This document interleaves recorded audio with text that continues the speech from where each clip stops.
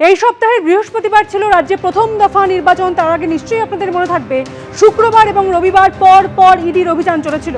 আর এই সপ্তাহে অর্থাৎ পরের সপ্তাহের বুধবার রয়েছে রাজ্যের দ্বিতীয় দফা নির্বাচন। আর তার আগে ফের অভিযানে নেমেছে ইডি। রেশন দুর্নীতি মামলায় হাবড়ার একাধিক চাল ব্যবসায়ীর বাড়িতে ইডির অভিযান চলছে। কেন্দ্রীয় বাহিনীকে সঙ্গে নিয়ে হাবড়ার জয়গাছি নেতাজি রোডে ইডির অভিযান চলছে। দুই ব্যবসায়ীর বাড়িতে এই মুহূর্তে ইডির অভিযান চলছে। দুটি জায়গার ছবি আপনারা দেখাবো। দুই প্রতিনিধি এই মুহূর্তে আমাদের সঙ্গে রয়েছেন, পার্থপ্রতিম ঘোষ এবং সত্যজিৎ বৈদ্য। প্রথমে চলে যাবো পার্থপ্রতিমের কাছে। পার্থ, এই মুহূর্তের কি ছবি? দেখো, যেমনটা বলবো, হাবড়া এলাকার তিনজন চাল ব্যবসায়ীর বাড়িতে কিন্তু ইডি আধিকারিকরা হানা দিয়েছেন। আমি যে জায়গায় দাঁড়িয়ে রয়েছি এটা হচ্ছে সমীর চন্দ্রের বাড়ি, এবং সেখানে একেবারে দেখতে পাচ্ছ যে গেট রয়েছে, গেটের সামনে কেন্দ্রীয় বাহিনী মোতায়েন করা রয়েছে, এবং ভিতর দিকে যে বাড়িটি দেখতে পাচ্ছ সেই বাড়িতেই কিন্তু সমীর চন্দ্রের বাড়ি, এবং তিনি দীর্ঘদিনের এই চাল ব্যবসার সঙ্গে যুক্ত রয়েছেন। এবং যেমনটা স্থানীয়রা বলছেন, এবং হাবড়ার যে চাল মান্ডি রয়েছে সেখানে কিন্তু তিনি চালের তার গোডাউন রয়েছে। এবং আজকে ইডি আধিকারিকরা তারা এখানে চলে আসেন, এবং আসার পরে এই যে জায়গা জয়গাছি নেতাজি রোড হাবড়ার, সেই জয়গাছি নেতাজি রোডে তার বাড়িতে সকালবেলা হানা দেয় তারা।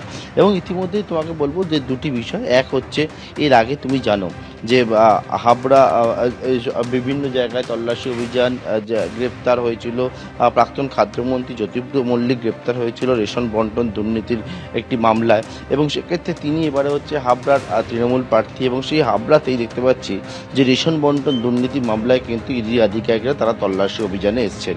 এবং এর কিছুদিন আগে 2020 সালে একটি মামলা যেটা বসিরহাটে হয়, যেটা হচ্ছে স্টেট পুলিশ সেই মামলায় করে, এবং সেটা হচ্ছে যে বেআইনিভাবে গম পাচারের একটা মামলা সেটা হয়, এবং রেশনের সরঞ্জাম পাচার হচ্ছিল মামলাও হয়। এবং সেই ক্ষেত্রে কিন্তু কয়েকজনই গ্রেপ্তার করেছিল। সেই মামলাও কিন্তু, অর্থাৎ রেশনের যে দুর্নীতি সেই মামলাও কিন্তু ইডি আধিকারিকরা তারা গ্রহণ করেন, এবং তারা কিন্তু দেখছেন যে এটা মোটা টাকার লেনদেনের বিনিময়ে কিন্তু এই যে কারবার সেটা হচ্ছে একটা ক্রিমিনাল কনস্পিরেসি চলছে, এবং বেআইনিভাবে কিন্তু এই যে টাকা যে মানি লন্ডারিং সেটা কিন্তু হচ্ছে।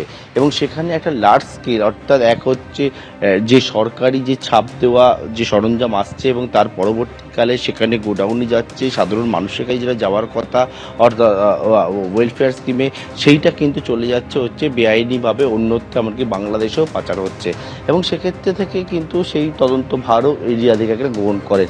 অর্থাৎ যে রেশন বন্টন দুর্নীতি মামলায় আবারও একবার অ্যাকশানে দেখতে পাচ্ছি ইডিকে। এবং এই জায়গায় শুধু এই যে একটি বাড়ি নয়, এরকম 3টি জায়গাতে ইডি আধিকারিকরা তারা যে সকালবেলা চলে আসেন, এবং একেবারে বাড়ির ভেতরে দেখাবো যে ছবিটি ইডির অফিসারদের দেখতে পাচ্ছে গেটের সামনে। আমার সহকর্মী সন্দীপ সাধু খান যে ছবি দেখাচ্ছে সেটা হচ্ছে একেবারে গেটের সামনে ইডির অফিসার। একেবারে রেশন দুর্নীতি মামলার তদন্তে ব্যবসায়ী সমীর চন্দ্র, তার বাড়িতে এই মুহূর্তে তল্লাশি অভিযান চলছে। পার্থ, তুমি আমাদের ছবি দেখা থাকো। আমাদের সঙ্গে আরেক প্রতিনিধি রয়েছেন সত্যজিৎ বৈদ্য, তার কাছে আমরা সরাসরি চলে যাব। সত্যজিৎ, হাবড়ার আরও এক ব্যবসায়ী, তার বাড়িতেও এই মুহূর্তে তল্লাশি অভিযান চলছে, সেই ছবিটা দেখাও।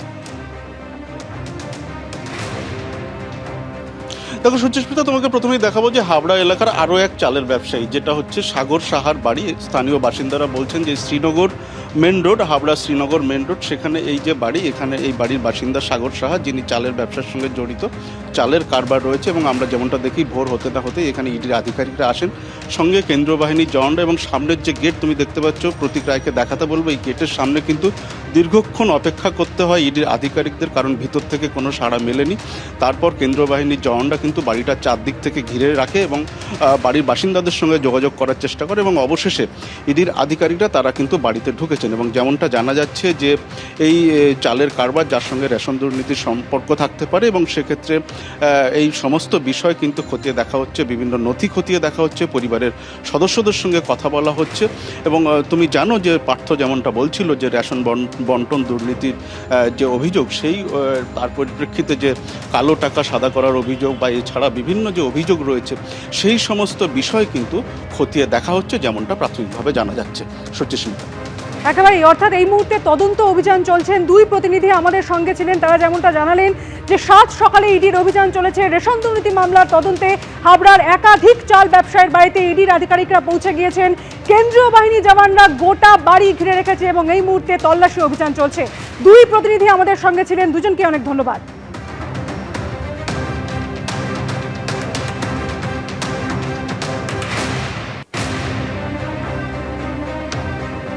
এবিপি আনন্দ, এগিয়ে থাকে, এগিয়ে রাখে।